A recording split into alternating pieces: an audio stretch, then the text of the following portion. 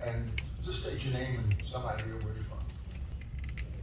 Good evening, everyone. My name is David Garcia, and I work for an advocacy organization named Caleo Impact Fund. We advocate for the rights of Latino and immigrant communities throughout Georgia.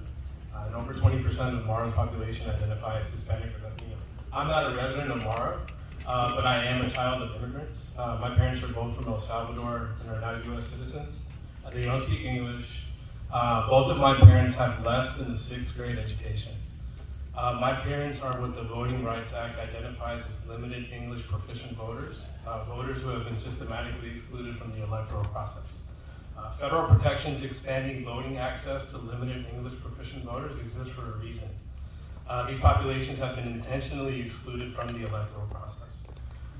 As enacted in 1965 and amended in 1982 and 2006, Section 203 of the Voting Rights Act requires that a state or political subdivision in certain circumstances must provide language assistance during elections for groups of citizens who are unable to speak or understand English well enough to participate in the process.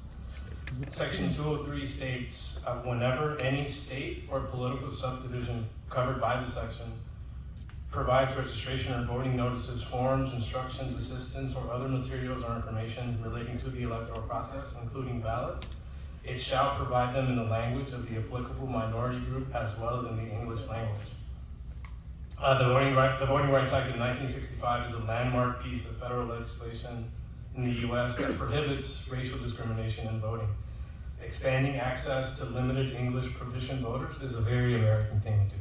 Thank you.